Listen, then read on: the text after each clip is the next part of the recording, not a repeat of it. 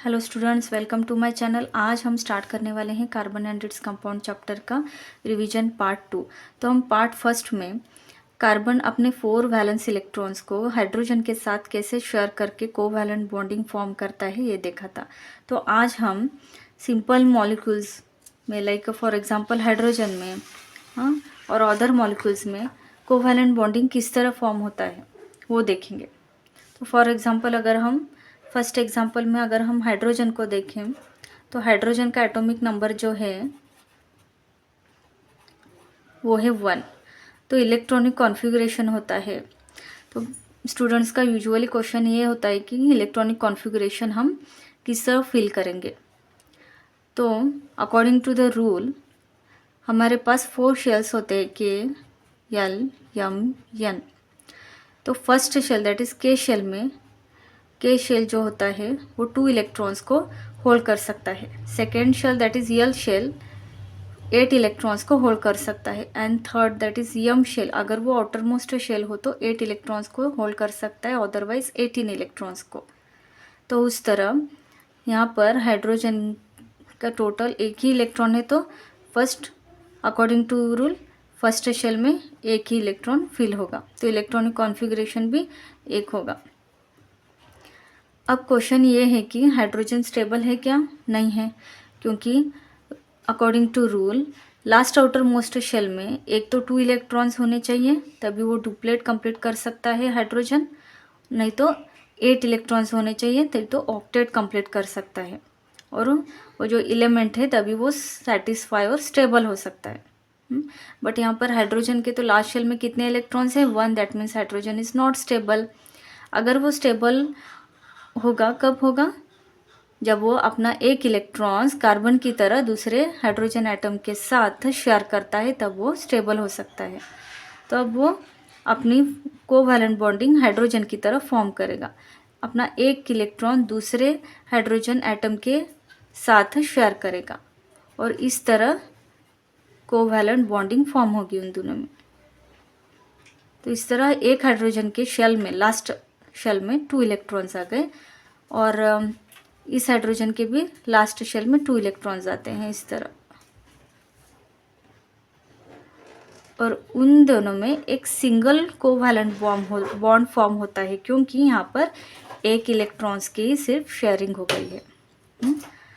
और इस तरह हमारा H2 मॉलिक्यूल फाइनली फॉर्म हो गया है और हाइड्रोजन भी हमारा स्टेबल हो गया है। अब आते हैं सेकेंड ऑक्सीजन की तरफ। अब ऑक्सीजन का जो एटॉमिक नंबर है वो है 8। तो इलेक्ट्रॉनिक कॉन्फ़िगरेशन क्या हो सकता है? तो सपोज ये मेरा न्यूक्लियस है, this is my first shell and this is my second shell. तो फर्स्ट शेल की कैपेसिटी होल्ड करने की कितनी इलेक्ट्रॉन्स होल्ड करने की कैपेसिटी है? Only 2 electrons. तो 2 इलेक्ट्रॉन्स यहाँ पर फिल होंगे, and in second shell 8 electrons capacity है। बट हमारे पास तो सिर्फ 8 ही इलेक्ट्रॉन्स है टोटल ऑक्सीजन के पास। तो फर्स्ट शेल में 2 इलेक्ट्रॉन्स है वो लिखिए, देन कितने बचे हैं? 6 बचे। तो हम रिमेनिंग जो इलेक्ट्रॉन्स है वो सेकेंड शेल में भर सकते हैं। 4 हो गए, 5 एंड 6 हो गए। फर्स्ट शेल में हमने 2 फिल किया, सेकेंड शेल में 6 फिल अप किया, तो कितने में हो गए? टोटल 8 हो गए। हम 8 से ज़्यादा इलेक्ट्रॉन्स फिल नहीं कर सकते, क्योंकि यल शेल जो है होल्ड नहीं कर सकता, बट बिलो हम फिल कर सकते हैं। दैट्स वाई 2 6 जो है ऑक्सीजन का कॉन्फ़िगरेशन, इलेक्ट्रॉनिक कॉन्फ़िगरेशन हुआ। अगर हम फॉर एग्जांपल कार्बन का देखें तो आपको तो पता है कार्बन का एटॉमिक नंबर कितना है? 6।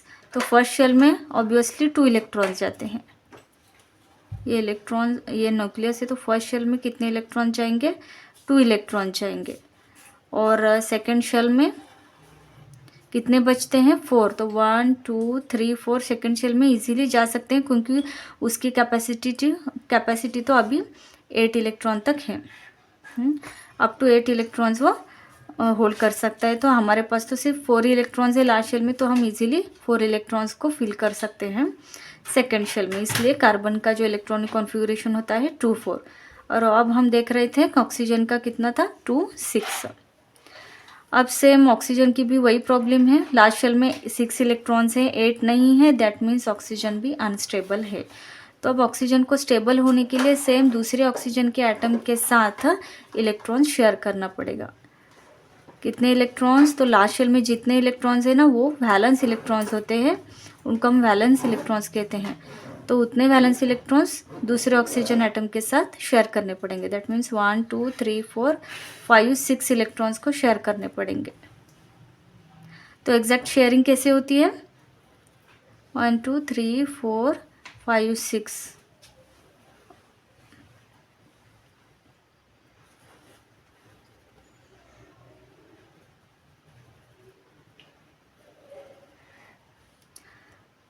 यहाँ पर ऑक्सीजन एटम में 2 इलेक्ट्रॉन्स की शेयरिंग हो गई है, इसलिए इन दोनों में डबल बॉन्ड फॉर्म होगा और हमारा ऑक्सीजन मॉलिक्यूल इस तरह फॉर्म होता है।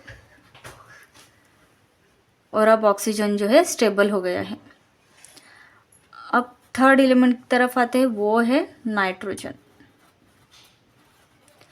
तो नाइट्रोजन का एटॉमिक नंबर क्या है 7। तो हमें एटॉमिक नंबर तो है क्या बाय करना ही पड़ेगा, no option there is, but electronic configuration जो है हम खुद से लिखेंगे, प्रिपेयर करेंगे। तो ऑब्वियसली अब हम फिल कैसे करेंगे 7 इलेक्ट्रॉन्स को नाइट्रोजन के, तो फर्स्ट शेल में तो हम 2 ही इलेक्ट्रॉन्स फिल कर सकते हैं बिकॉज अकॉर्डिंग टू रूल, तो यहाँ पर फर्स्ट 2 लिखेंगे। अब 7 - 2 कितने बचे हैं 5 बचे, और सेकेंड शेल का तो होल्ड करने की कैपेसिटी अप टू 8 इलेक्ट्रॉन्स है, तो हम इजीली सेकेंड शेल में 5 इलेक्ट्रॉन्स को फिल कर सकते हैं।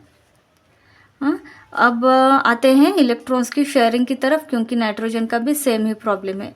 तो नाइट्रोजन जो है दूसरे नाइट्रोजन के एटम के साथ अपने 5 इलेक्ट्रॉन शेयर करके कोवैलेंट बॉन्डिंग फॉर्म करेगा। तो 1 2 3 4 5, 1 2 3 4 5। अब एग्जैक्ट शेयरिंग किस तरह होगी 1 2 3 4 5, 1 2 3 4 5।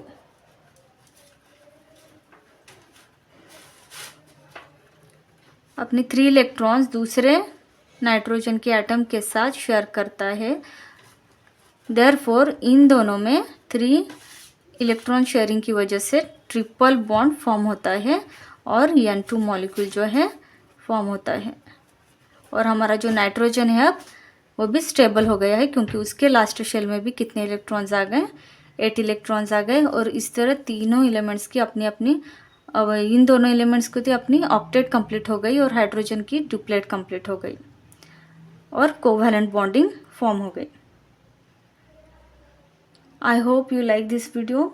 If you like, then please like and share, subscribe.